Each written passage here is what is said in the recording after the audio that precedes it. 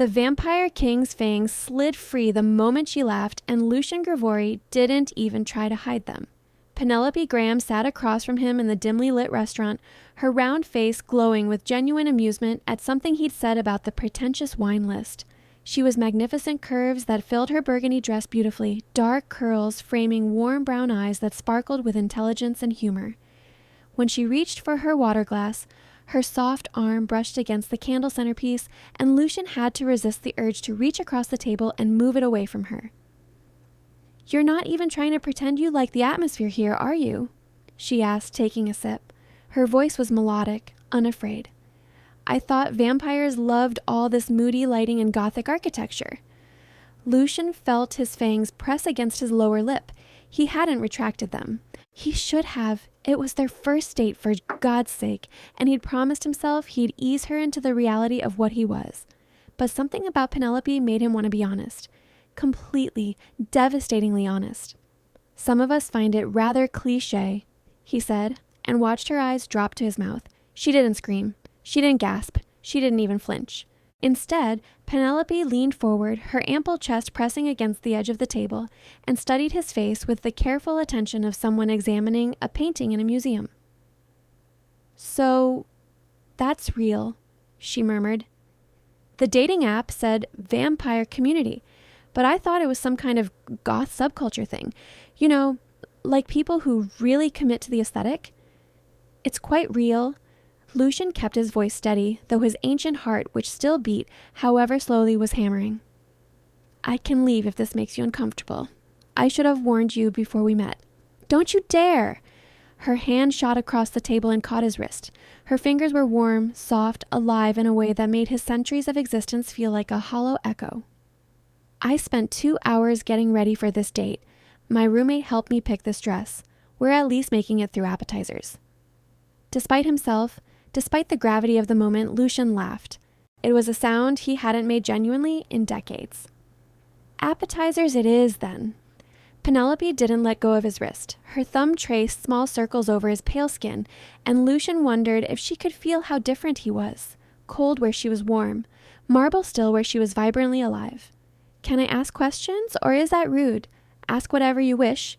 "Do you actually drink blood?" "Yes." "Human blood?" "When necessary. There are alternatives, blood banks, willing donors. The modern age has made things more civilized." He watched her process this, saw no fear in her expression. "Only curiosity. I haven't killed in over 300 years. "Well, that's something to put on a resume." She finally released his wrist and sat back, and Lucien immediately missed her touch. "What about sunlight? Garlic? Crosses?" "Sunlight is genuinely unpleasant, fatal after prolonged exposure. The rest is mythology." He paused. "Why aren't you afraid?" Penelope considered this, her full lips pursing thoughtfully. "I've spent my whole life being treated like I'm too much or not enough. Too fat for airplane seats, not pretty enough for magazine covers, too ambitious for men who wanted someone quiet. You're sitting here, looking like some kind of fallen angel with your white hair and aristocratic bone structure, and you're nervous about showing me your teeth." She shook her head, curls bouncing. "That's kind of endearing, actually. Makes you seem real." "I am real." The words came out more intensely than he'd intended. "And for the record, you are absolutely stunning." Color bloomed in her cheeks, and Lucien wanted to paint the sight, to capture it somehow. He'd seen countless sunsets over his long existence, but none had been as beautiful as the way Penelope blushed. Their waiter appeared a thin, nervous young man who took their orders with shaking hands. Lucien caught the scent of fear and realized the boy had noticed his fangs. He made a mental note to leave an enormous tip. "So," Penelope said once they were alone again, "what does a vampire king actually do? Because the dating profile just said executive leadership." "You read closely." "I always do my research." Lucien found himself leaning forward, drawn by her confidence. "I oversee the vampire courts of the Eastern Territories. We have laws, hierarchies, ancient protocols that keep our kind from descending into chaos. It's politics, mostly. Tedious meetings with lords and ladies who remember when Rome was at its height and refuse to acknowledge that the world has changed." "Sounds like middle management." He laughed again, and this time he didn't bother hiding the fangs at all. "It's exactly like middle management, with more bloodshed and century-old grudges." So why use a dating app? Penelope asked. Can't you just, I don't know, hypnotize someone into falling for you? That would be deeply unethical. Lucien's voice went cold and ineffective. Mind control doesn't create genuine connection. It creates puppets. I've been alive for nearly 800 years, Penelope. I've had countless encounters, relationships that lasted decades. But I've never had someone look at me the way you're looking at me right now. How am I looking at you? Like I'm a person. Not a monster, not a fantasy, not a threat. Just a person who happens to be different. She reached across the table again, and this time she took his hand properly, lacing her fingers through his. Her palm was soft, her grip firm. You took a big risk showing me on the first date. Why? Because I'm tired of pretending. The confession fell from his lips before he could stop it. The weight of living becomes unbearable sometimes. Everyone I meet, I have to calculate, when do I tell them? How much do I reveal? Will they run? Will they try to use me? Will they see me as a curiosity or a curse? He turned her hand over, studying her palm like it held answers. But when you laughed earlier, genuinely laughed at my terrible joke about the sommelier, I thought perhaps honesty might be worth the risk. For what it's worth, Penelope said softly, I'm glad you took it. Their food arrived, and they fell into easier conversation. She told him about her work as a librarian, her passion for preserving old books and manuscripts. He found himself fascinated by the way her whole face lit up when she talked about a rare collection of medieval texts her library had just acquired. Wait, he interrupted. Did you say the Gravesend collection? Yes, do you know it? Penelope, I wrote 3 of those manuscripts. Her fork clattered against her plate. You what? In the 14th century. I was in England, bored out of my mind, and I started transcribing old legends. Added my own commentary. They're probably full of errors by modern scholarly standards, but oh my God, you're the GV who signed the margins. We've been trying to figure out who that was for years. She was practically bouncing in her seat now, and Lucien was utterly enchanted. Do you know how valuable those annotations are? You provided first-hand accounts of historical events. There's one where you talk about meeting Chaucer. He was an insufferable name-dropper. Penelope laughed so hard she snorted, then clapped a hand over her mouth, embarrassed. Lucien wanted to pull her hand away to tell her that every sound she made was music, that her uninhibited joy was more precious than anything in his vast treasury. They talked through dinner, through dessert, through 2 pots of coffee for her and a single glass of wine for him that he barely touched. The restaurant began to empty around them, and still they sat, hands clasped across the table, sharing stories that spanned centuries and crossed the boundary between mortal and immortal. I should get you home, Lucien finally said, though every fiber of his being protested the idea of this evening ending. It's nearly midnight. I'm a grown woman. I can stay out past midnight. I know, but I'm trying to be a gentleman. How's that working out for you? Her eyes sparkled with mischief. Terribly. I want to be selfish. I want to keep you here talking to me until the sun comes up and burns me to ash. Penelope stood, smoothing her dress over her wide hips. Then walk me home instead. It's only a few blocks, and the night's beautiful. Lucien paid the check, leaving a tip that would likely make the waiter think he'd miscounted, and offered Penelope his arm. She took it without hesitation, and they stepped out into the cool spring night. The city hummed around them, alive with sounds that Lucien's enhanced senses picked up in layers: distant sirens, conversations from open windows, the rustle of rats in alleyways, the steady rhythm of Penelope's heartbeat beside him. That last sound had become his favorite in all the world. Can I ask you something personal? She said as they walked. Always. Have you ever been in love? Real love, I mean. The kind that lasts. Lucien was quiet for a long moment, measuring his words. Once. A very long time ago. She was human like you. We had 43 years together before age took her. I held her hand as she died, and I wanted to follow her into that darkness. He felt Penelope's grip tighten on his arm, but I couldn't. I've mourned her for 300 years. Until recently, I thought I'd never want to feel that way about anyone again. What changed recently? He stopped walking and turned to face her, this beautiful, brave woman who'd looked at his fangs and smiled. About 3 weeks ago, I saw a profile on a dating app. A librarian with the most infectious smile I'd ever seen, who listed her interest as medieval literature, terrible reality TV, and carbs in all forms. Something about that combination made me think perhaps I'd been alone long enough. Penelope's eyes glistened. "Lucien, I'm not asking you to give me forever," he said quickly. "I know this is just a first date. I know I'm moving too fast, feeling too much, but I need you to know that you've awakened something in me that's been dormant for centuries. Hope, maybe. Or the possibility of it." She reached up and touched his face, her warm palm cradling his cold cheek. "You're right. You are moving too fast. This is absolutely crazy. I should be terrified. I should be running. But you're not. No, I'm not."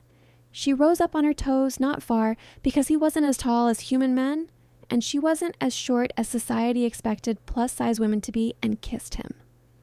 Lucien had been kissed countless times across 8 centuries. He'd known passion and hunger, tenderness and violence, but Penelope's kiss was different.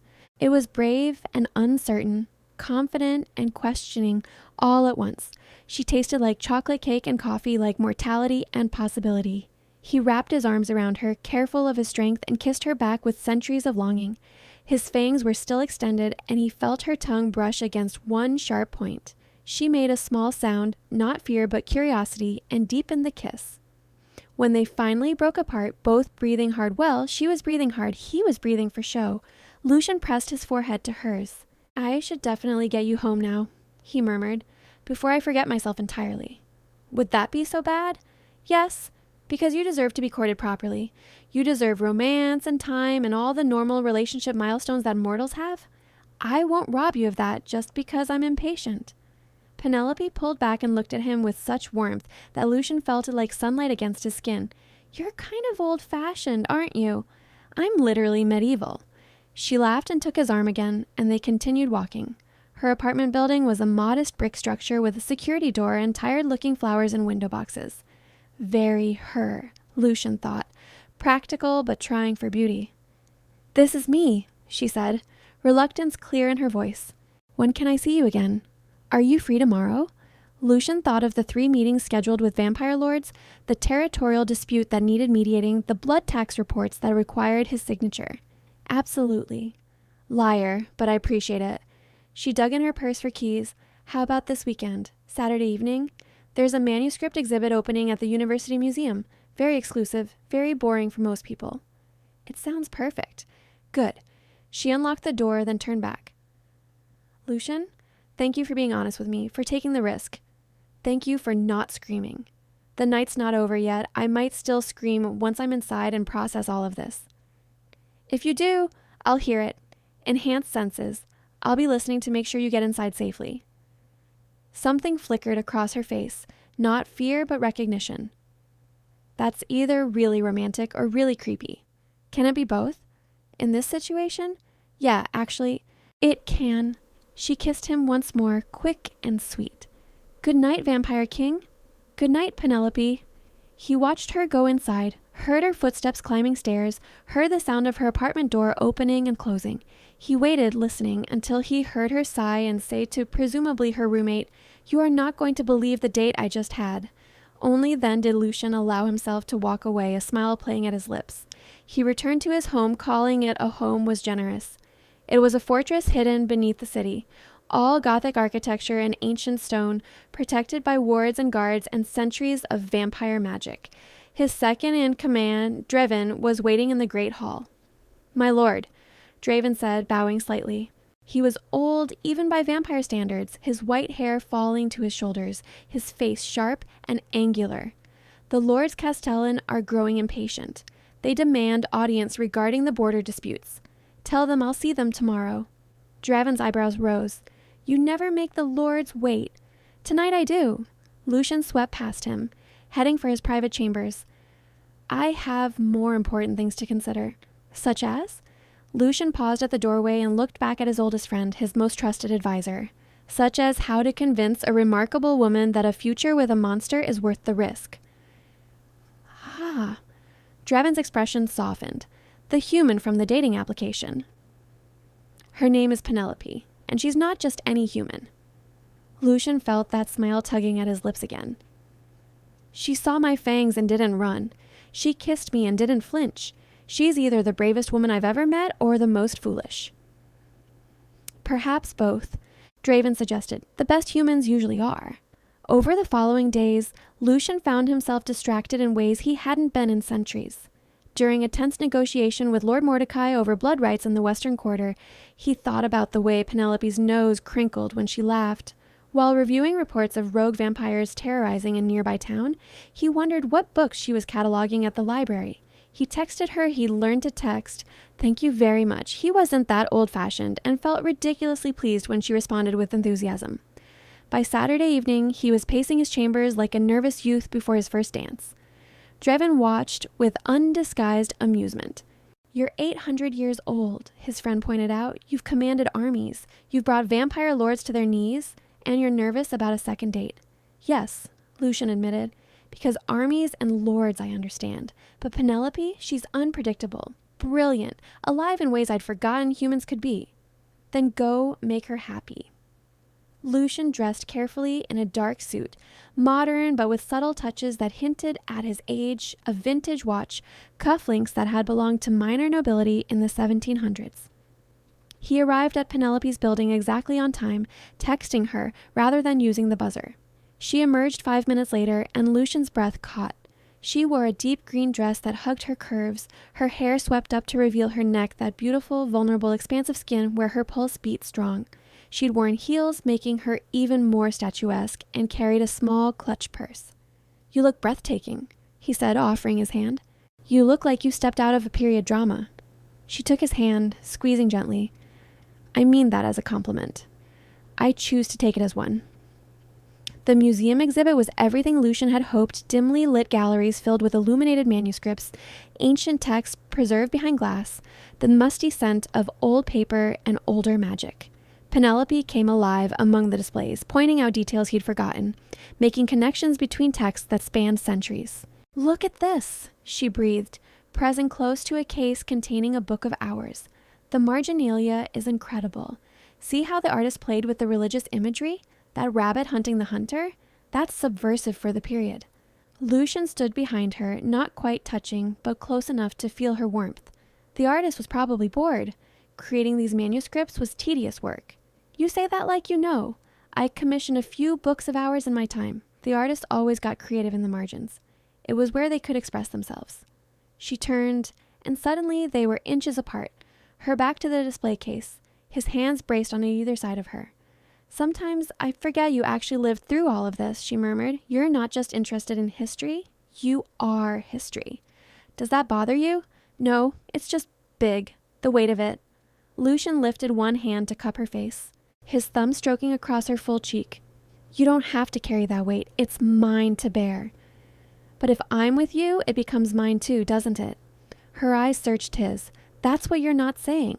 That being with you means dealing with all of it, the vampire politics, the danger, the reality that I'm going to age and you won't."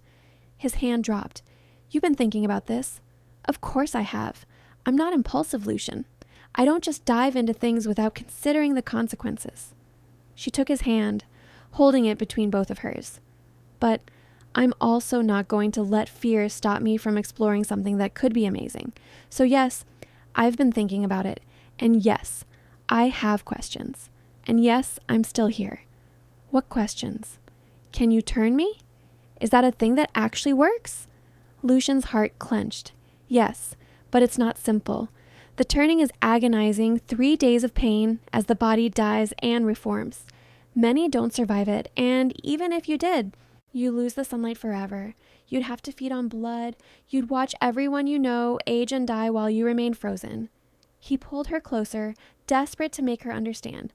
"I won't turn you unless you truly want it, and I won't let you make that choice quickly. If we have this, if we have anything you need to live first, really live, experience your mortality fully, then, if you still want eternity, we'll discuss it." "You've thought about this too," she observed. "I've thought about little else since Tuesday." "Okay." She nodded slowly. "Okay, so we take it slow. We date. We see if this is real or just novelty and chemistry." "It's real," Lucien said fiercely. "At least for me, it's real." "Then prove it." The challenge in her eyes was unmistakable. Court me properly, like you said. Show me what 800 years of experience brings to a relationship.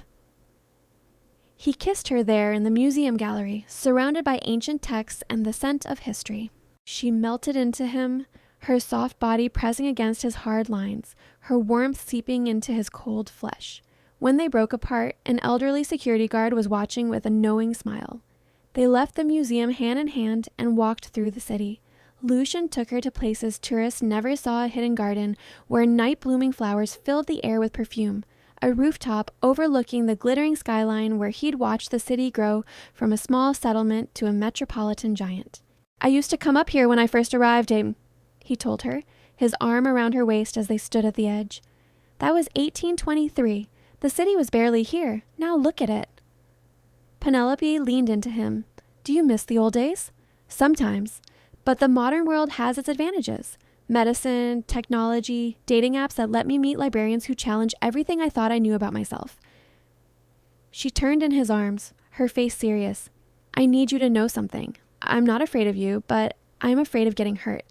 I've been hurt before by men who said I was too much, who wanted me to be smaller in every sense of the word. I can't go through that again. I would never ask you to be smaller. Lucien's voice was fierce.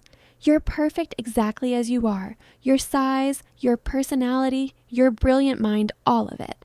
I'm a vampire king. Penelope, I've conquered territories and commanded armies, but I'm completely conquered by you. That's a pretty good line. It's not a line. It's the truth. She kissed him again, and this time it was hungrier, more desperate. His fangs were out. They seemed to extend whenever she was near, and when she deliberately ran her tongue along one sharp point, he groaned. Don't, he warned, unless you want me to lose control. Maybe I do. Not here, not like this. He rested his forehead against hers, fighting for composure. When I taste you, and I will taste you, if you'll let me, it will be somewhere private, somewhere I can take my time and make sure you feel nothing but pleasure. Her heartbeat accelerated, and the scent of her arousal hit him like a physical blow. That's definitely not helping your control, she said breathlessly. No, it's not. He stepped back, putting distance between them. I should take you home. What if I don't want to go home? Penelope, I'm not saying we have to do anything, but we could talk more. I want to know more about you. Real things, not just the history book version. Lucien hesitated, warring with his protective instincts and his desperate desire to spend every possible moment with her. My home isn't normal. It's a fortress. Gothic and ancient and filled with vampires who serve me. It might be overwhelming. I work in a library. I eat lunch in a room that smells like mildew and old glue. I think I can handle Gothic. He laughed and pulled out his phone, texting Draven a warning. All right, but if you want to leave at any point, just say the word. They took a car. He kept several for occasions when superhuman speed wasn't appropriate and drove to the old industrial district. The entrance to his home was through a building that looked abandoned, downstairs that seemed to go on forever, through doors that responded to his touch alone. Penelope's eyes grew wider with each level they descended. This is like something out of a movie. I told you it was Gothic. Gothic doesn't cover it. This is full-on ancient vampire kingdom beneath the city level stuff. The great hall opened before them, all vaulted ceilings and stone columns lit by chandeliers that had been converted from candles to electricity, but still maintained their medieval grandeur. Tapestries hung on the walls, depicting battles and coronations from centuries past. And waiting at the center of it all was Draven. My lord, he said, bowing, then to Penelope, my lady. Oh, I'm not, Penelope started. You are with our king, Draven interrupted smoothly. That makes you worthy of respect and honor. He studied her with ancient eyes. I am Draven, second in command and oldest friend to Lucien. It is a pleasure to meet the woman who has unsettled him so thoroughly. Draven, Lucien warned. What? It's true. You haven't been this distracted since the revolution of 1848. Penelope looked between them, amusement dancing across her face. He's been distracted? Monumentally so. He made Lord Mordecai wait 3 days for an audience, unheard of. I'm right here, Lucien said dryly. Yes, and you're bringing a human woman into the fortress, also unheard of in recent centuries. Draven's expression softened. But if she makes you happy, then she is welcome here. The next few hours passed in a blur of wonder. Lucien showed Penelope his private library, a collection that rivaled any major institution, filled with first editions and manuscripts he'd collected across centuries. She ran her fingers along spines with reverent care, gasping at titles that were thought lost. "Can I?" She gestured to a volume. "Anything you want. All of this is yours to explore." She selected a book and settled into one of the reading chairs, curling her legs beneath her. Lucien sat nearby, content just to watch her read, to see the expressions flicker across her face as she absorbed words written centuries ago. "This is where you're happiest, isn't it?" she said after a while, looking up. "Surrounded by books and history." "I was," he corrected, "but I'm finding new sources of happiness lately." She set the book aside and came to him, settling onto his lap without hesitation. He wrapped his arms around her, marveling at how perfectly she fit against him despite their differences, her soft warmth against his hard cold, her mortal vulnerability against his immortal strength. "Tell me about her," Penelope said quietly. "The woman you loved. Are you certain you want to know?" "Yes, she's part of your story. I want to understand." Lucien closed his eyes, letting the memories surface. "Her name was Catherine. She was a widow, practical and sharp-tongued. I met her in 1650 in a village I was passing through. She was trying to manage her late husband's blacksmith shop, and the local men were making it difficult. I intervened." "You mean you scared them?" "I mean, I demonstrated very clearly that she was under my protection. We started talking. She was the first person in decades who treated me like a person, rather than a creature. We fell in love slowly. I told her what I was after a year. She didn't run." He opened his eyes, looking down at Penelope. "I offered to turn her, but she refused. She said she wanted to live a natural life, so we had what time we could. And when she died, I buried her in a garden she loved. I visit her grave every year on the anniversary of her death." His voice roughened. "I swore I'd never let myself love another mortal. The pain of losing her nearly destroyed me." Penelope touched his face, her expression tender. "But here you are." "Here I am," he agreed. "Apparently, I'm terrible at keeping promises to myself." "I'm glad." They sat in comfortable silence for a while, her head resting on his shoulder, his hand stroking her back. Eventually, she yawned, and Lucien realized how late it had gotten. "I should get you home. You need sleep." "I don't want to leave." "I know, but you have work on Monday, and I won't be responsible for making you exhausted." Reluctantly, she agreed, and he drove her home through the pre-dawn darkness. At her door, she kissed him long and deep, then pulled back with a serious expression. "This is scary," she admitted. "How much I already feel for you. How right this seems, even though it's completely insane." "I know, but I want to try. I want to see where this goes." "Then we will." He kissed her forehead, her cheeks, the tip of her nose. "Slowly, carefully, until you're absolutely certain." Over the following weeks, they fell into a rhythm. Lucien courted her with the dedication of someone who'd had centuries to perfect the art flowers that appeared at her library desk, tickets to exhibits and shows she mentioned wanting to see, late-night phone calls that lasted until dawn when he had to retreat from the coming sun. He introduced her to the trusted members of his court, and she charmed them all with her quick wit and genuine interest in their stories. Penelope, in turn, brought him into her world. He met her friends, the roommate who'd helped her pick the dress for their first date, her colleagues from the library who teased her mercilessly about her mysterious boyfriend. He went to trivia nights at bars and movie marathons at her apartment, learning to navigate the casual intimacy of modern human connection. But shadows were gathering.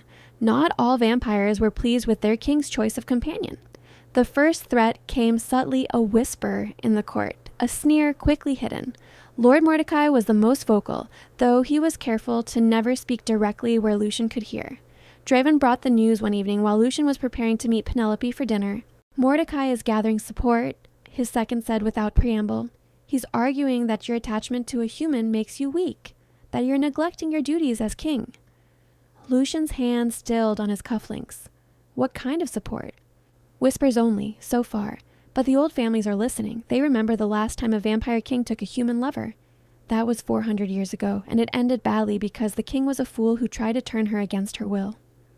Lucien's voice was cold. "I am not him." "I know, but Mordecai will use any excuse to challenge your rule. He's wanted the throne for centuries." "Then let him challenge me directly. I'll end him." He won't be that obvious. He'll go after easier targets. Draven's meaning was clear. Lucien's blood ran cold metaphorically. It was always cold. Penelope. She's vulnerable, my lord. Human. Soft. If Mordecai wants to hurt you, she's the perfect target. Then we increase her security. Assign guards. She'll notice. I don't care. I won't risk her. But Penelope did notice, and she wasn't pleased. They argued about it in his library 3 nights later, her arms crossed over her chest, her expression stormy. You can't just assign bodyguards without asking me, she protested. I can, and I did. There are vampires who see you as a weakness to exploit. So what? I'm supposed to just accept being followed everywhere, having my freedom restricted because you're worried? Yes. The word came out sharper than he'd intended. Penelope, you don't understand what you're dealing with. Vampire politics are brutal.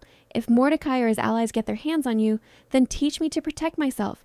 Give me the tools to fight back. Don't just lock me in a cage and call it protection. Lucien pulled her close, his arms tight around her. I can't lose you. I can't. Do you understand?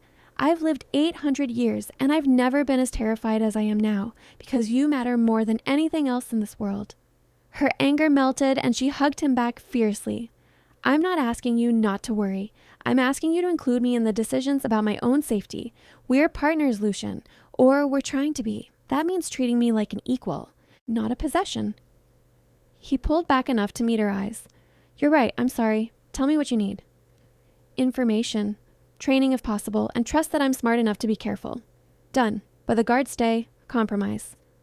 She considered this, then nodded. Compromise. They sealed it with a kiss, and then Lucien spent the next hour teaching her the basics of vampire weaknesses, where to strike, how to spot vampires in a crowd, emergency numbers to call if she needed help.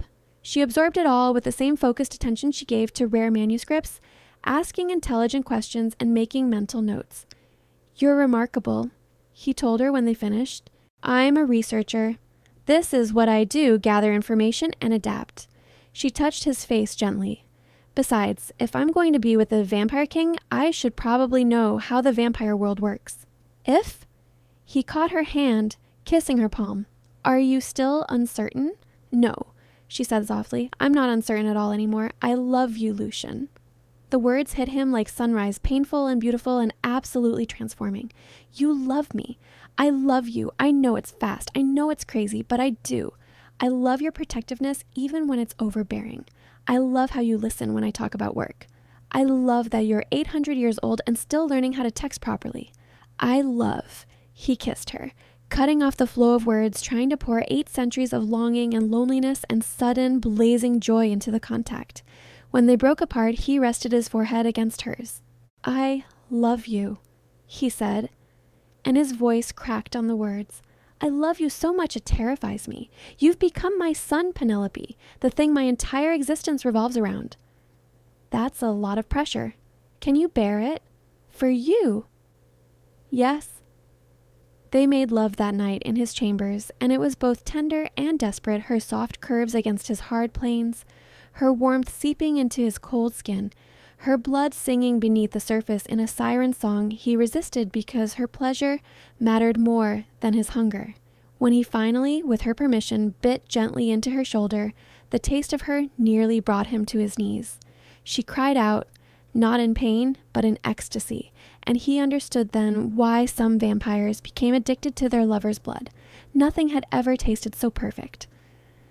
Afterward, she lay curled against him, drowsy and satisfied, his shirt draped over her body. Lucien traced patterns on her skin, memorizing every curve and soft place.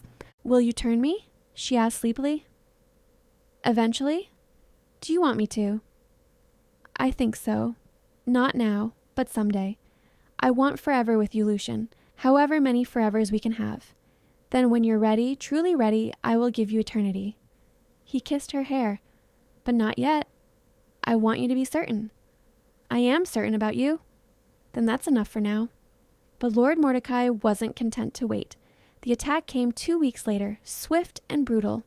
Penelope was leaving the library after a late night of work, her guards flanking her when Mordecai's vampires struck.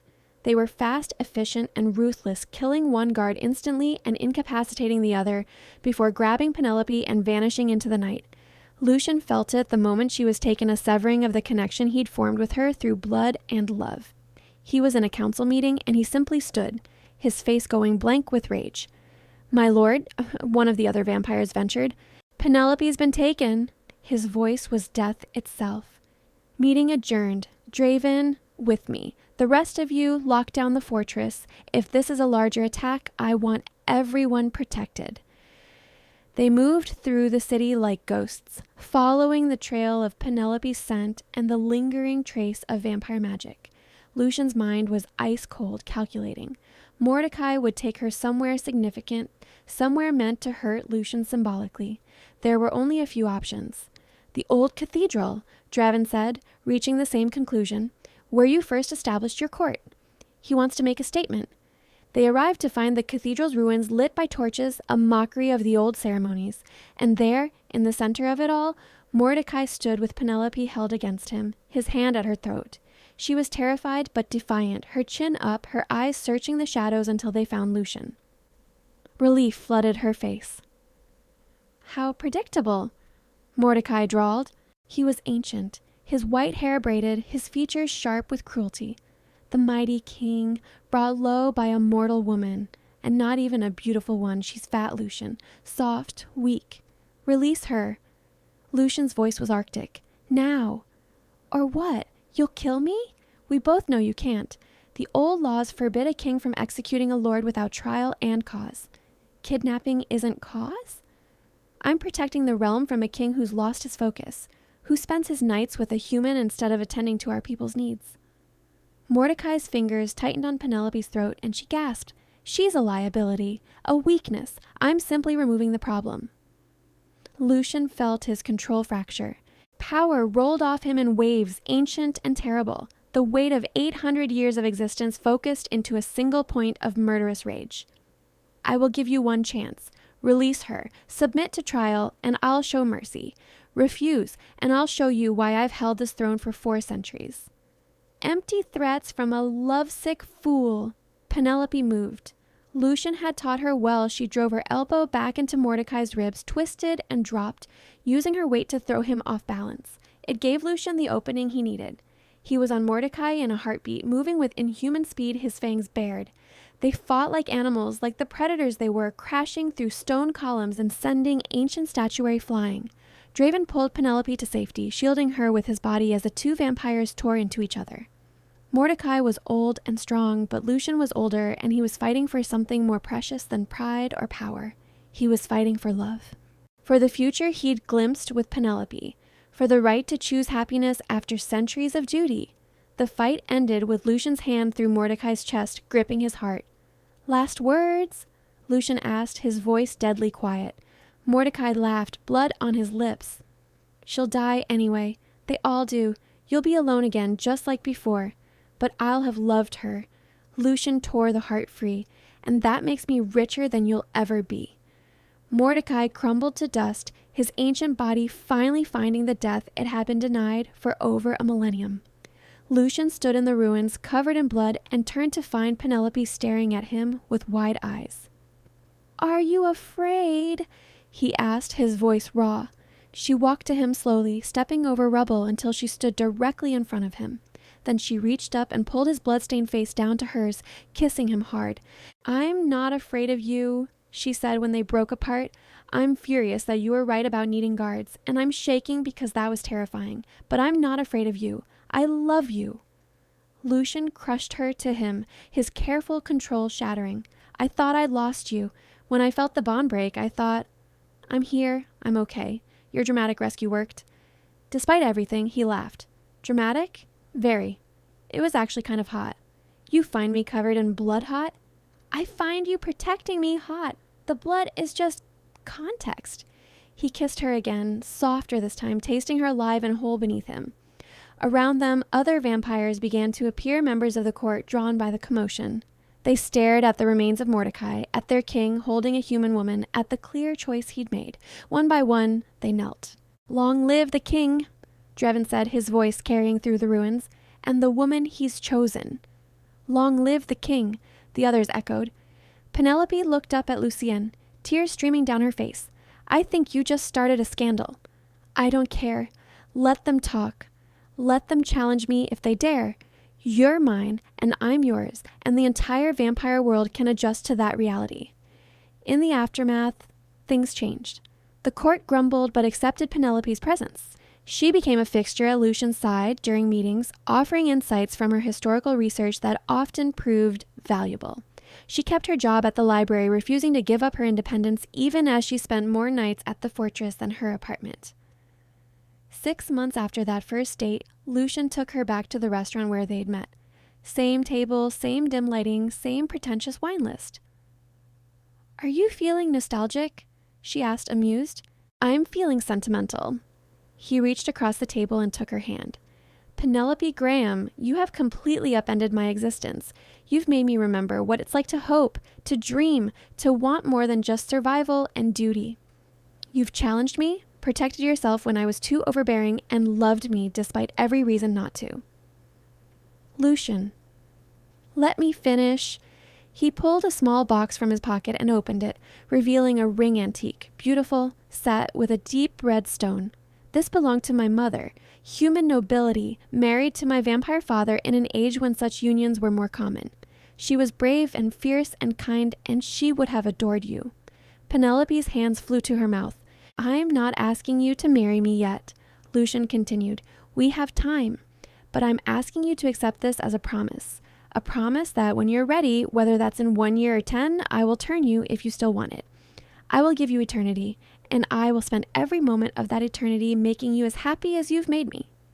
She was crying openly now, nodding. Yes, yes to all of it. To the promise, to the future, to forever. He slipped the ring onto her finger, and it fit perfectly as if it had been waiting centuries for her. They kissed across the table, and this time when the waiter approached, he discreetly turned away, giving them their moment. "I love you," Penelope whispered against his lips. "I love you," he responded. "My son, my heart, my reason for everything." That's very poetic for someone who let their fangs show on the first date.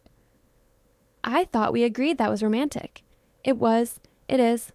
She kissed him again. "Thank you for being honest with me from the beginning. Thank you for smiling instead of screaming." They left the restaurant hand in hand, walking out into a city that hummed with life and possibility. Above them, stars glittered despite the light pollution, ancient and constant, like the love between a vampire king and a plus-size librarian who'd been brave enough to see the man beneath the monster. 2 years later, on an autumn evening when the leaves were turning and the air held a hint of winter's promise, Penelope came to Lucien in his library. She'd been quiet all day, thoughtful in a way that made him nervous. "I'm ready," she said without preamble. "Ready for what?" "To be turned. I've lived as a human with you. I've experienced what I needed to experience. I've made peace with the choice." She came to him, settling into his lap the way she always did. "I want forever with you, Lucien. I want to be your equal in every way. I want to stand beside you as your queen, not just your human companion." His heart, which still beat, still felt despite centuries of existence, clenched. "Are you absolutely certain? There's no going back." "I'm certain. Turn me. Give me eternity." "It will hurt. I know. You'll lose the sunlight. I know. You'll have to feed on blood, live with the weight of centuries, watch the world change around you. I know all of it." She cupped his face. "And I still choose you. I still choose us. Then I will give you everything." He kissed her deeply. "When?" "Tonight. Now. Why wait?" They prepared carefully. Draven helped, setting up Lucien's chambers with everything they'd need blood for after, soft blankets for comfort, protections to ensure Penelope's turning would be as safe as possible. The process was ancient, sacred, dangerous. Lucien bit into his own wrist first, letting his blood well dark and potent. "Drink," he told Penelope. "Drink until I say stop." She did, grimacing at the taste but forcing it down. When he pulled his wrist away, she was already pale, already changing. Then he struck, his fangs sinking deep into her throat, and began to drain her. It was the hardest thing he'd ever done, taking her life to give her a new one, feeling her heartbeat slow beneath his lips, knowing she was dying in his arms. But he'd done this before, centuries ago, and he knew the timing precisely. When her heart was moments from stopping completely, he stopped drinking and bit into his wrist again, holding it to her mouth. "Drink," he commanded, using the power of his voice. "Live." Penelope drank, and the transformation began. 3 days. That's how long it took. 3 days of Penelope screaming and writhing in pain as her body died and reformed, as her cells restructured themselves, as mortality gave way to immortality. Lucien never left her side, holding her through the worst of it, whispering promises and love into her ear, willing her to survive. On the third night, as the moon rose full and bright outside his chambers, Penelope's eyes opened. They were still brown, still hers, but now they held an otherworldly gleam. Her skin had paled to alabaster, and when she smiled, fangs glinted. "Hello," she whispered, her voice rough from screaming. "Hello, my queen." Lucien pulled her up, cradling her. "How do you feel?" "Everything is so loud, so bright, so much." She looked at her hands, flexing her fingers. "I'm strong." "You are. You're vampire now. Immortal. Mine. Yours," she agreed. "Then I'm starving." He laughed and helped her feed, guiding her through her first drink of blood, teaching her control.